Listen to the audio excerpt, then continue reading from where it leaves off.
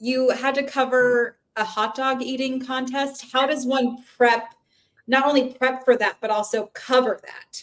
I did 2 of them, and I covered them and I prepped for them almost as. A hot dog reference page that you can look at? There is an organization, a governing body, believe it or not, of competitive eating in this country. It's called Major League Eating. That's a real thing. Major League Eating. And they keep track of all the records of all the competitions that take place over a season.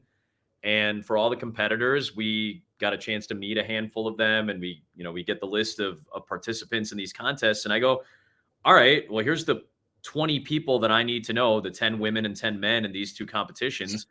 Let's put together a chart. And I took my basketball charts that I've done for the NBA for the last several years, and I just stacked up all the competitors based on their ranking. Instead of a number next to them, like their jersey number, I put their ranking. And it's like, amazing. 1, Joey Chestnut. And let's put all of our Joey Chestnut information into that same slot, just like we would for, Steph Curry. Like, we're just going to put all the notes there, and I'm going to put some numbers and stats for some records that he has. And we'll try to just be able to tell his story in, the 5 to 10 sentences that we feel are important for that day on the 4th of July when he comes in and he's the favorite.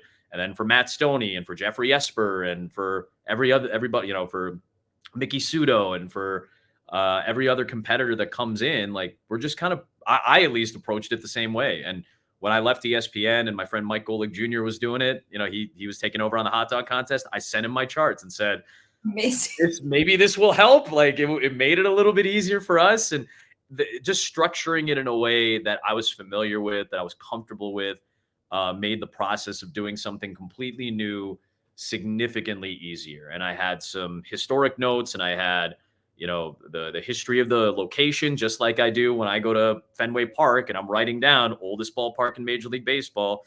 Here's it's 37 feet for the Green Monster, and here's the pesky pole. And I'm writing down all these little quirks, just like you would for a ballpark or a stadium or a city. Anytime I do an NFL game, I have notes on the stadium and the city itself. So when we show a shot of downtown Minneapolis, I can say, discovered with the Dakota Sioux in the 17th century. We're, in Hennepin County or whatever it is, just to add something to it. And I approached it the same way. And then when we were in the midst of it, I tried to structure it the same way. Hey, here's the notes that you need in those first couple minutes. Here's an anecdotal, note. Here's a story on Joey Chestnut that maybe you didn't know, because I know we're going to spend a lot of time with the camera on him. And here's a couple of notes on every competitor, just in case we show them at some point. We need to give you a context on who they are and why they're here.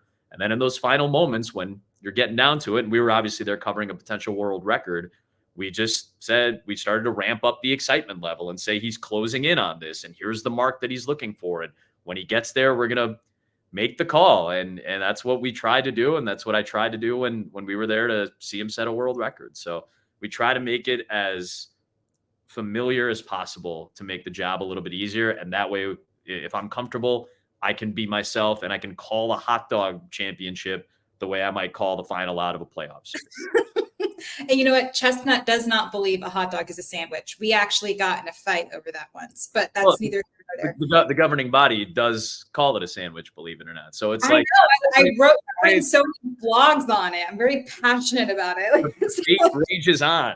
Yeah. I was 2 vodka sodas deep. We were at a Stanford football game. That's the rest. That's the entire story.